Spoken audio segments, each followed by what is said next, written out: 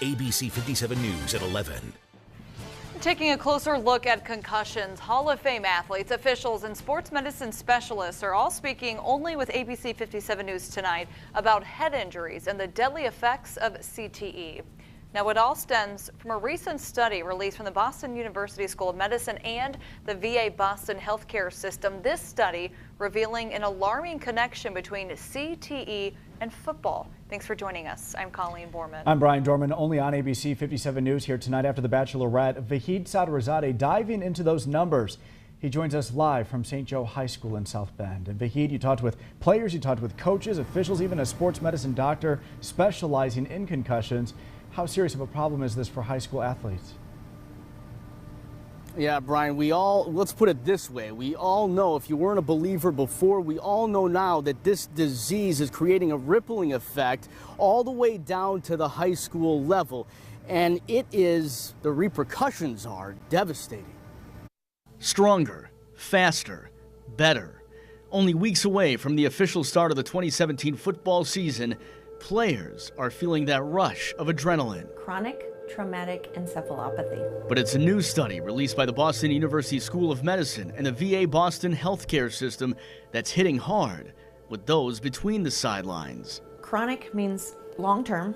Traumatic means, the repetitive head injuries. And encephalopathy is any changes in the brain that cause a change in behavior or cognition. According to the recent study, out of the 202 brains studied of former football players, 177 were diagnosed with CTE.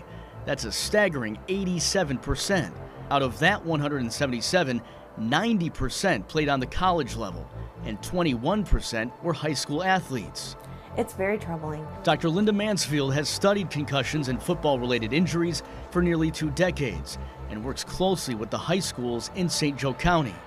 These kids have a lot of stress on them. They're playing football, they're going to practice, they're trying to keep up with their schoolwork, and to see someone suffer a concussion and have these concussion symptoms that are making them feel like they're in a fog and not able to kind of function, it's a real problem for these kids. So much so that new rules are being implemented in Indiana by the IHSAA, including a rule where essentially hitting a defenseless player with the body is illegal. They've also prohibited full pad contact at practices to only twice per week after the first game. It's changed the way coaches coach.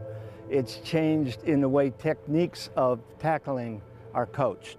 Bob Kanya is a Hall of Fame official who has called games for over 50 years. And one of the things I always tell officials is we have a responsibility if we believe a kid is not right, that he's not acting right, he's just a little disoriented, get him out of the game. Mansfield says it's not only up to officials, but coaches and parents as well. There's no set number of you have X number of concussions and so you cannot play anymore.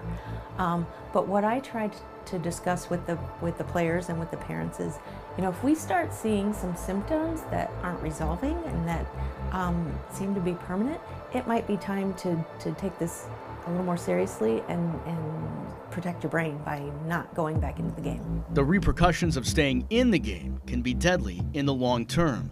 Longtime NFL players like Junior Seau battled depression for years, which some say is a result of years of head injuries, leading to CTE.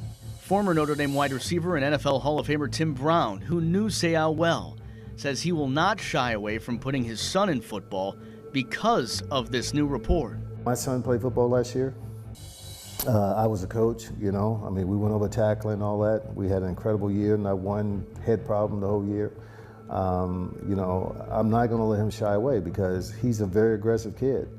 A very demanding physical sport, emotional sport, and life is very demanding at times, and you have to learn how to prepare yourself to be able to navigate life. And when you're young, football can be a great analogy of that. There's great risk that can come with football, and there's great reward that can come with football. And if the study is a precursor of things to come, the risk far outweighs the reward, especially for the families of those affected. Mansfield says in the broad scope, the research is still in its infancy, but new technology like safer helmets and pads are a step in the right direction. They've not proven with any studies that those have been successful in preventing concussions.